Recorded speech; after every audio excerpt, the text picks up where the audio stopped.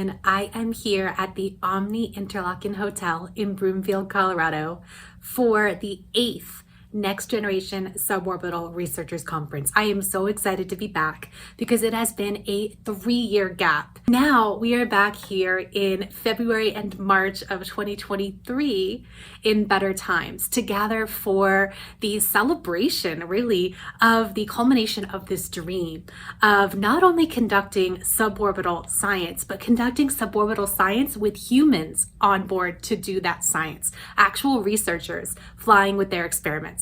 2021 brought the first successes in this area with Virgin Galactic and Blue Origin, and I'm really looking forward to getting updates from both those companies as well as seeing people I hadn't seen in 3 years. So I am currently here in my hotel room at the Omni. Those of you who know me know I'm not a morning person. I had to get up dark early to go to the airport to fly here from Atlanta to Denver. And when I arrived, I took a nap. So here I am, rested, ready to go downstairs. I had been part of this conference since the very beginning. This is the 8th, and it does not happen annually. So the first one was in 2010. I am really looking forward to going downstairs and seeing the co-organizers of this conference, helping them out. Tonight, during the welcome reception, there is a keynote talk by astronaut, former NASA astronaut, now Axiom space astronaut, Michael Lopez Alegria. And one of my goals for this conference is to get all of the people who were involved, who were contributors of my second book, Becoming Off-Worldly, to sign the book. So I have not been traveling a whole lot since I published this book in January 2022. I have gotten one signature from an astronaut who I interviewed, and now I'm looking forward to gathering I think 4 signatures of people who contributed to this book while I'm here at this conference. Really looking forward to getting Mike Gallet to sign my book because he contributed to the book, as well as Frank White, Alan Stern, Dan Durda, and maybe some others.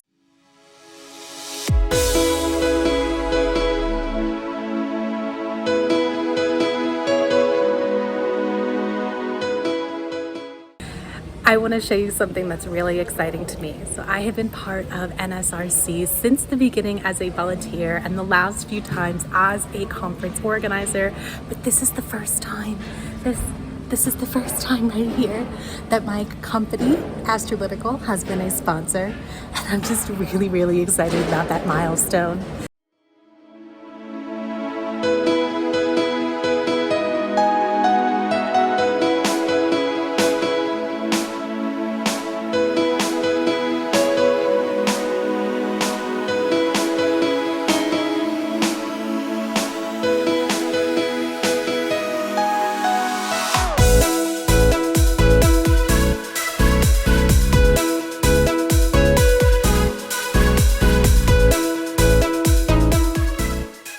Welcome to the kickoff of the Next Generation Suborbital Researchers Conference, NSRC-2023. I'm Alan Stern. I'm with the Southwest Research Institute, and I'm your host for NSRC. I sort of weaved in and out of this community quite a bit since CSF days. Many of you are familiar with or even members of something called SARS, the Suborbital Applications Research Group. But once that beachhead, so to speak, is established, then it's time for government to get out of the way and let commerce take over. And that's what's happening in low Earth orbit as the agencies start looking beyond LEO to the moon and Mars. And each time you fly, you gain a finer appreciation. And it's as easy to understand as the title. I mean, it's overview, right? So you see things from a perspective that 600 humans in the history of humanity have ever seen. And it just gives you an appreciation that we're really all inhabiting this one spaceship Earth. And it's so beautiful. It's the only one out there, and everything out there beside that looks terrifyingly cold and dark and distant. And then you look at so that you may have seen in some of the imagery like a line that kind of looks like it's not really the end of the atmosphere, but it might as well be. It's about the same altitude, and it gives you an appreciation for how thin it is and how much that protects us from whatever else is out there, the radiation, the temperature, you name it. And so it does make you think. When I came back after my first mission, I thought, I'm a different person, you know, I'm completely changed. And then a couple of weeks went by and I got stuck in traffic and I had to pay bills and all those things. It didn't change anything. But there's a small thing that stays with you, and I think it just makes you more tolerant, more open-minded, and wants you to contribute to the goodness.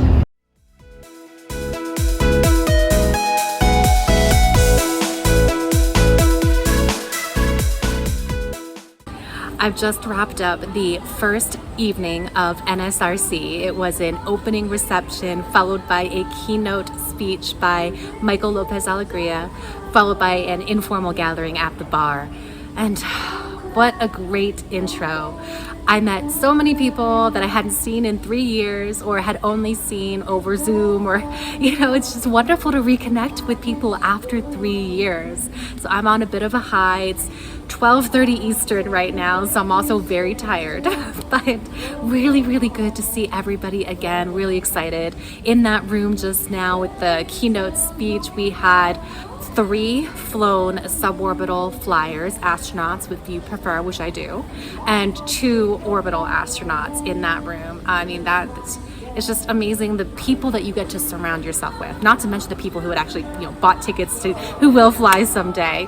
And, you know, I'm hoping to be on that list someday as well. And so this is really a gathering of a combination of the spaceflight providers who can get us to suborbital and orbital space, and also balloons. High altitude balloons are included in this, as well as, you know, the people who want to fly their experiments, the researchers, the technology development, you know, the engineers, scientists, medical doctors. Really excited to hear the talks. The official program starts tomorrow. It goes Monday, Tuesday, Wednesday. Really excited to see some more people as they arrive. And I'm gonna get some sleep. Have a good night.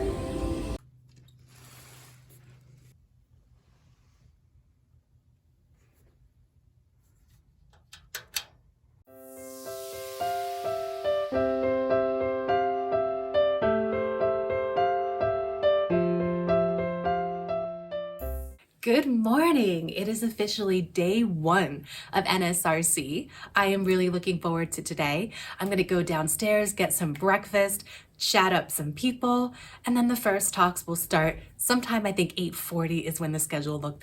I actually don't have the schedule paper in front of me. I didn't get a program, so I should go do that. Come join me.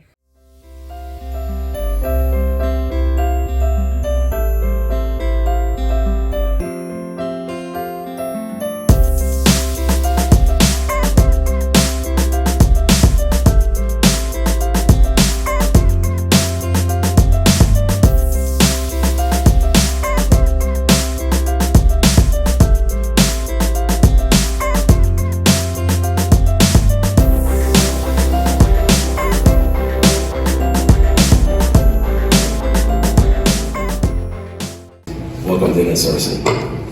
And how many of you have been to every NSRC? I'm curious. A few of us. All right, some real troopers. We have over 220 participants in the meeting, and we are excited about being a part of making 21st century commercial spaceflight happen in the suborbital arena, and in building this community of people that want to use the suborbital commercial vehicles for research and education. The last time we held NSRC, it was early March of 2020. And since then, we've been through a few things together, haven't we? We've been through a pandemic whose proportions weren't even imaginable at the time we held that meeting. In fact, just a week after that meeting is when things went on lockdown. But we've also seen amazing advances in this field. Over a 20-year history, the way the commercial space industry has evolved, it really kind of started with this idea of average citizens being able to go to space, with the first space tourist in 2001. And this was kind of mind-blowing for a lot of people to think that even you could go to space. We are fighting every day to ensure that America plays a dominant role in space, and we strongly believe that we can only achieve this through free and open competition.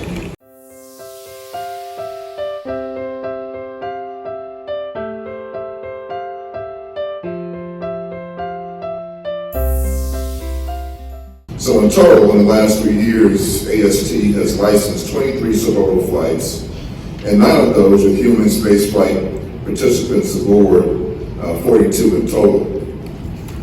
These spaceflight participants were broad and diverse. They included teachers, investors, influencers, and scientists, and ranged in ages from 18 to 90. As you can see, there's no dearth of research projects or opportunities for scientists to pursue, both in space and on the ground.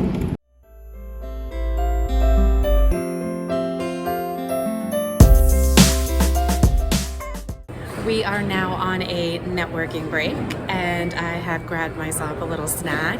I need to eat pretty frequently these days. Fun fact is that for the past 4 NSRCs, and they're not annual, for the past 4 of them, 2016 to now, I have either been with a baby in arms or with child, including this time. So my moon here is 3-dimensional. So that means I need to eat pretty frequently or else I get very hungry. So I'm gonna take a little break, have some conversations with people, and then get back to the sessions.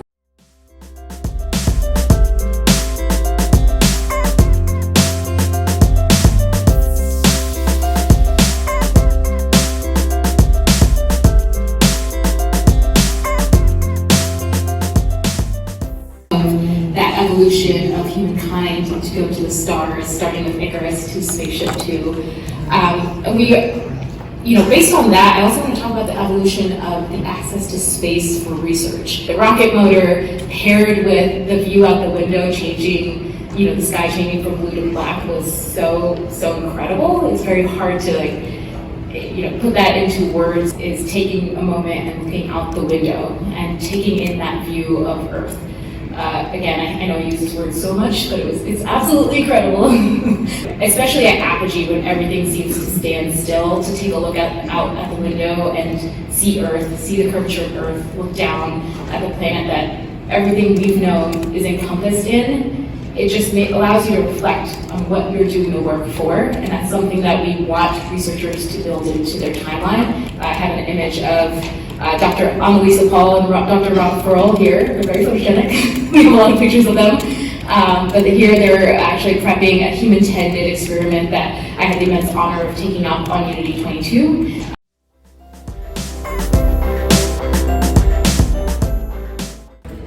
We just wrapped up lunch, and one of my former coworkers, I used to work with him at another organization, he just told me that I should be the official conference social coordinator because I'm so good at bringing people together. I identified an empty large table and I was calling people as they came in. Anybody who had a badge on, I was calling them over to sit with us. And that's what you come to conferences to do. Yes, it's about the talks, and yes, it's about presenting your own work, but it's also mainly about the networking, about the conversations that you have with people that you know and haven't seen in a while, or people that you only talk to over the computer, or people that you've never met before.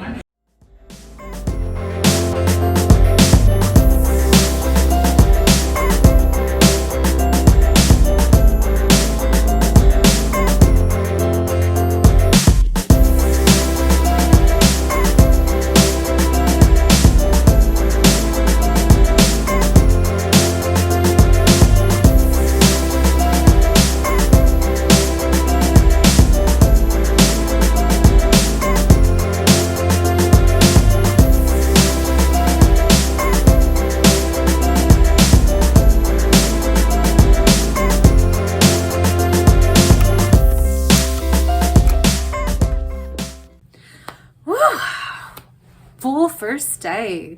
So I just got back from dinner with a colleague who's local to the area, followed by networking with whoever was hanging out at the hotel bar. Lots and lots of chatting until I started fading because it is midnight Eastern time, and I really do try to keep on Eastern time when I travel because I'm not a morning person. So it really does help me to get up in the mornings. I had a really fun day today. Great talks, great sessions, great conversations. Another thing I did that I didn't really expect to start doing, but I started selling copies of my book, Becoming Offworldly, that I brought a few copies with me, and I sold 2 autographed copies tonight. So yeah, that's pretty cool. go. And I'm also having really good conversations with people who might be clients in the future. So overall, really great day. Looking forward to tomorrow's talks. I'll be honest, I haven't really looked to see what tomorrow's talks are, but I will do that planning in the morning when I'm a little bit more awake. Have a good night.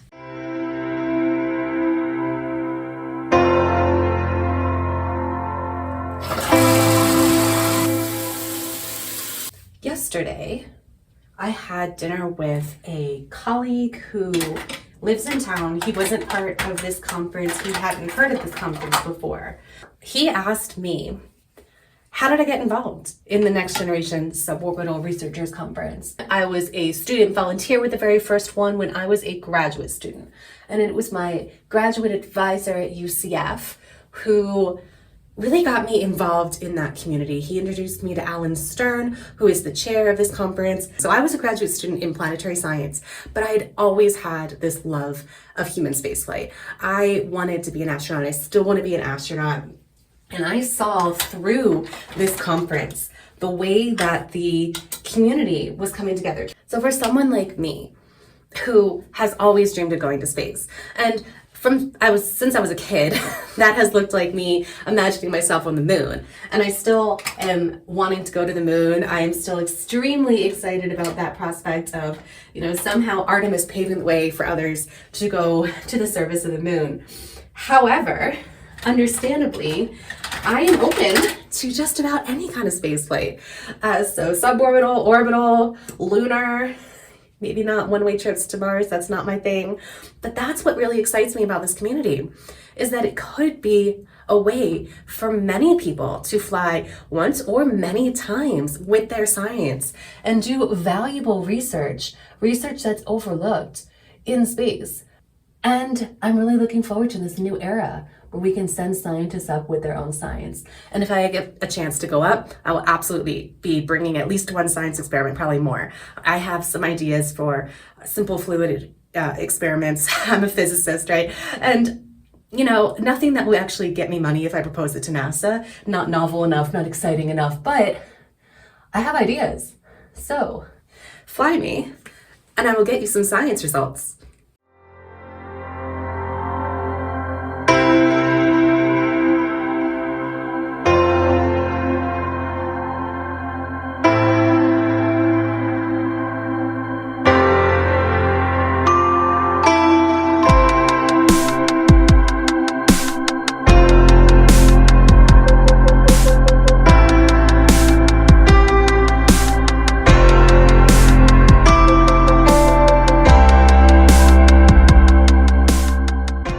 You may have noticed that the table I sat at breakfast was all women, because I looked around and I saw woman, and that's so rare at a conference like this. So space is still very male dominated.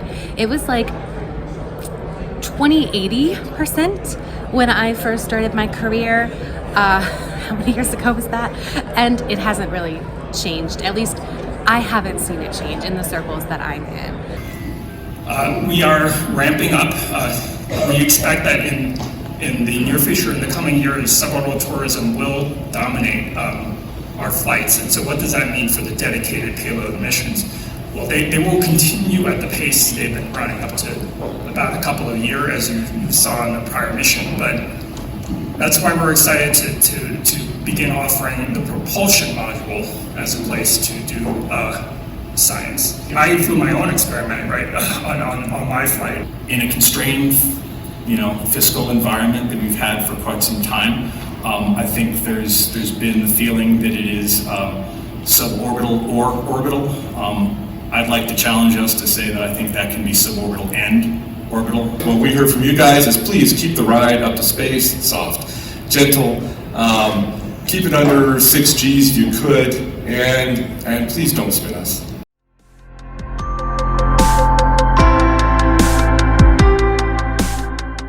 You all have to see this. This is the flattest banana I have ever seen. It is flattened. Reintroducing SARGE, the CSF Space Applications Researchers Group. I want to start by thanking all of you for the work that you have done to enable suborbital research. for the great learning that we've already had to date and for the learning we're going to have in the future as a result of your hard work and dedication. 5, 4, 3, 2, 1, ignition. Bright orange flame. You could see it out the windows. You could see it reflected on the white ceiling of the capsule.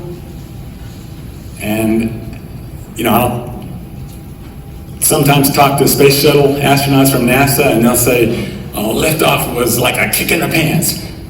It was not that way for me. Very smooth but rapid acceleration. You're being pushed back in your seat.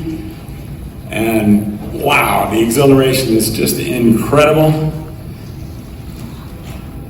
After about a minute, we passed through the maximum dynamic pressure, or max Q. A little more than 2 minutes into the flight, we had the main engine cut off, and then a few seconds later, bang! The capsule separates from the booster, and at that point we're able to unstrap and float around. Wow, what a feeling. We gathered together around the escape motor there, and you just can't help but smile. It's just a wonderful feeling. The absolute highlight of the flight was the view. Seeing the curvature of the Earth, that bright blue line that's the atmosphere that you are above, and above that, not blue sky, but black. The blackest black that you can imagine. It's just the most beautiful thing I've ever seen in my life. And just telling people about it, I get choked up in goosebumps because it's just an incredible experience to see that perspective. How was it? It was awesome. What was your favorite part? The view. To me, it was beautiful. It was part of creation. It was part of the universe. And it was an amazing thing to experience. Pictures are not the same. Just do not do it justice, no matter how many videos or pictures you've seen and how high the quality of the cameras are. So I guess I just sum up by saying it's a very emotional, very moving, very powerful experience. Sight, sound, feelings, and the view is just spectacular beyond words. Whew, so busy day already. I just got back from a lunch talk by Dr. George Neal, who is former FAA AST head. AST is the Commercial Spaceflight Office at the Federal Aviation Administration. And George, just last year, after overseeing commercial spaceflight at FAA, he went and flew to space with Blue Origin. And I've seen George give this talk a number of times, both in person and virtually. But one thing that was the same for every talk I've ever seen from him is the enthusiasm. He just gets so excited about talking about his spaceflight. I was sitting right behind Gary Lai, who spoke this morning about Blue Origin. Gary and George were on the same flight. And so it was really cool to see George give this talk and then Gary watch George give this talk and talk about their flight together. It was just a really cool dynamic. So I am currently taking a little bit of a break in the hotel room. I've got some emails to respond to. The next session's not for another half an hour, so I'm just gonna sneak a little bit of work time and then get back downstairs for more excellent talks.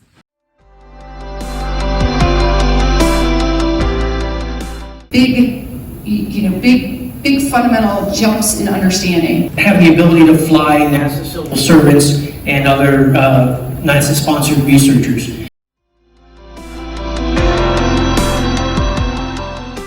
I just met Frank White, who just arrived last night. I didn't see him until just now.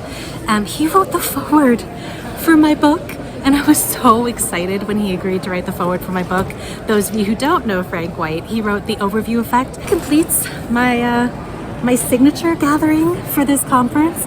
I have gathered all the signatures of people who contributed to my book who are here at this conference, and I'm really truly grateful for everybody who contributed to Becoming Off-Worldly. Really excited to hear Frank speak tomorrow, and I'm gonna eat this cookie now. Back in the 1950s, after a decade of use of suborbital rockets to do suborbital research, a lot of folks thought that suborbital research and suborbital will die off with the advent of orbital spacecraft. But funnily enough, the opposite happened. The demand for suborbital platforms, along with those orbital spacecraft platforms, increased dramatically because they were very complementary to one another.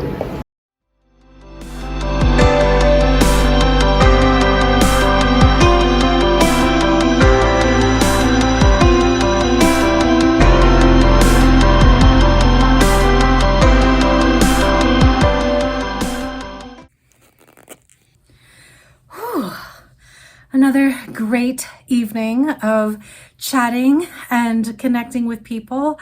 So tonight was the VIP reception, followed by an after party at the hotel bar. And it is now past midnight Eastern time, and I still have work to do. But it was a great second day of the conference. So many great talks. I have been talking with people who this is their first time coming to this conference, and they're amazed. They're amazed at how good the presentations are, how diverse it is, and like how many better connections you can make at this conference. And I totally agree. I am exhausted.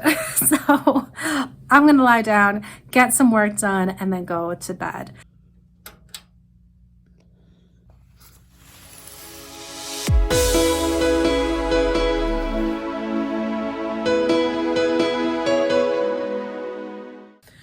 Good morning. So it is day 3, the last day of NSRC. I have to wake up because I am chairing the first session after breakfast, which is in less than an hour. So I need to get myself downstairs, wake up a bit, make sure all the people on my session are there, and then be on time to introduce them. Pay attention so I can ask them questions if there are no questions from the audience. And then even after that session is done, I can't go zone out because after the next session, I'm actually a walk-on talk to talk about my book. I'm really looking forward to saying goodbye to people, hearing the final talks, the keynote ending talk by Frank White. It'll be great. I just need to wake up. So I'll see you down there.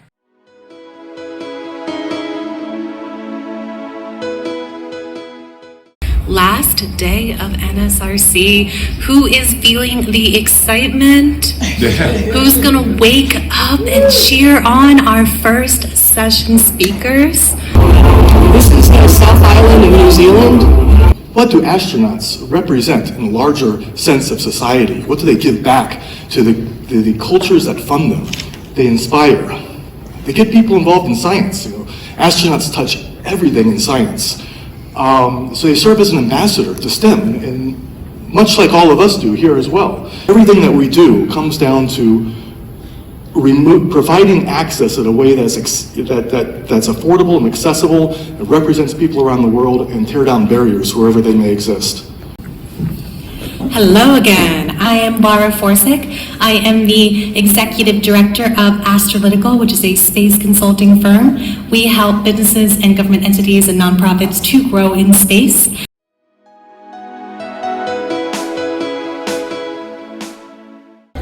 Well, I didn't. My session went well this morning. Got some great questions from the audience, so I asked some, but the audience also asked some. And I presented my book. That went really well. I sold 4 autographed copies so far this trip. And the last one I just sold was to astronaut Charlie Walker. He flew 3 times with NASA on Space Shuttle, but not actually for NASA. He was the world's first commercial astronaut.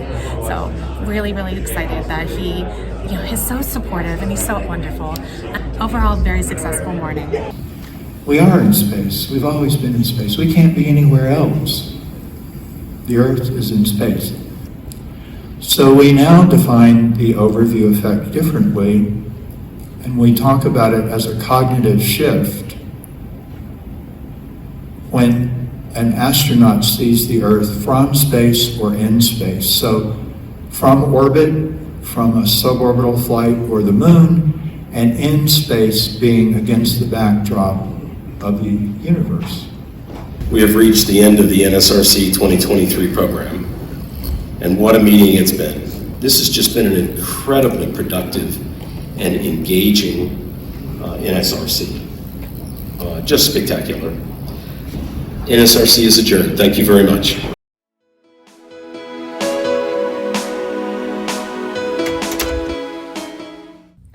That is a wrap on NSRC 2023, the 8th NSRC. I am exhausted. I need to be checking out, but I am just going to lay here for a few minutes and catch my breath. Really, really great to see everybody. Really great to hear the talks. Excited to hear all the updates and everybody's progress and all the really cool things that they're going to be doing by the time I see them again, whether that's in a year and a half or 2 years, because the next date for NSRC is not yet set. So thank you all for following along with me. I hope you enjoyed it. You all take care.